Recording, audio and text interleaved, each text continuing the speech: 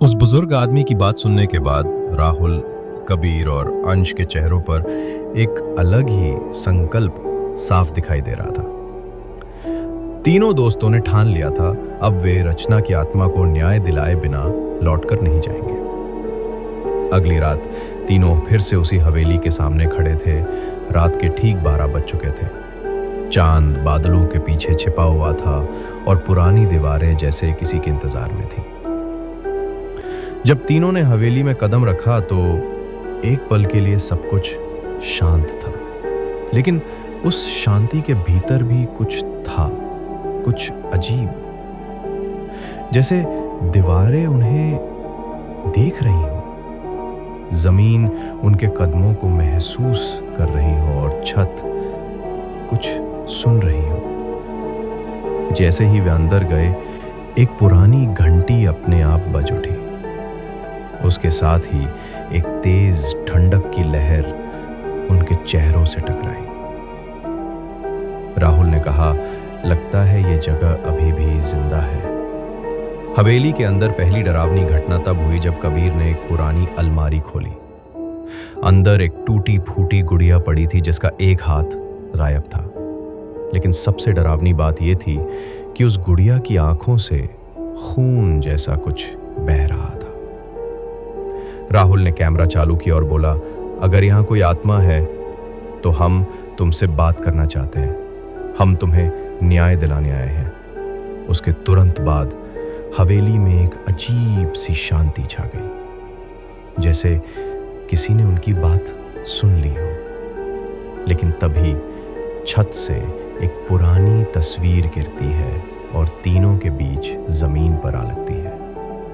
तस्वीर में एक महिला थी, जिसे देखकर कबीर बोला, ये रचना हो सकती है। तस्वीर के टूटते ही हवेली का माहौल और भी डरावना हो गया। दीवारें हिलने लगी, हवाएं तेज चलने लगीं और एक दर्द भरी चीख सुनाई दी। तीनों घबराकर एक पुराने कमरे में जा छुपते हैं। दूसरी बार जब वे लौटते हैं तो कुछ और तैयारी के साथ आते हैं, लेकिन इस बार भी चीजें और अधिक खतरनाक हो जाती हैं। रचना की आत्मा उन पर हावी हो जाती है। अंश के कंधे पर जलने का निशान उभर आता है, जैसे किसी ने उसे दाग दिया हो। कबीर के कान के पास एक औरत की चीख गूंजती है। तीसरी बार जब वे हवेली में जाते हैं तो अंश गुस्से में बोलता है, ये पागलपन है। हम उसे न्याय दिलाना चाहते हैं और वो हमें मारना चाहती है। छोड़ो ये सब।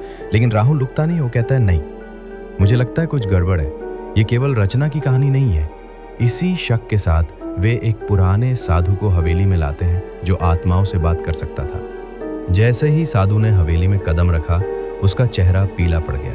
उसने आंखें बंद की और मंत्र जाप करना शुरू कर दिया। मंत्रों के बीच साधु बोला, ये जगह भयावह है। यहाँ केवल एक नहीं, 2 आत्माएं हैं। एक जिसे न्याय चाहिए और दूसरी जो बदला लेना चाहती है। तभी एक तेज झटके जैसी आवाज आती है। एक भयावह चीख हवेली में गूंजती है और साधु की आंखें खुली की खुली रह जाती हैं। साधु गिर पड़ता है। उसकी मृत्यु हो चुकी होती है। सब डर जाते हैं। कबीर बोलता है, तो ये सच है। यहाँ रचना के पति की आत्मा भी है। बिजली कड़कती है आसमान से, तेज बारिश होने लगती है, हवेली कांपने लगती है। एक भयानक पुरुष की हंसी हवेली में गूंजती है। राहुल चिल्लाता है, रचना, अगर तू यहीं है तो हम तुझे इंसाफ दिलाएंगे। एक सफेद रोशनी में रचना की आत्मा एक कोने में बैठकर रोती हुई दिखाई देती है।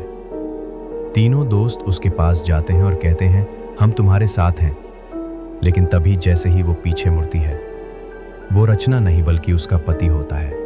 जलता हुआ चेहरा, लाल आंखें और भयावह मुस्कान के साथ हवेली के कोने कोने से चीखें आने लगती हैं। तीनों घबराकर हवेली से बाहर भागते हैं। बाहर आकर वे फुटेज देखते हैं। सब कुछ खाली होता है। न रचना, न साधु, न उसका पति। बाहर से जब वे हवेली की ओर देखते हैं तो एक खिड़की के पीछे एक मुस्कुराता चेहरा नजर आता है। मैं अब भी यहीं हूं, तुम्हारा इंतजार रहेगा।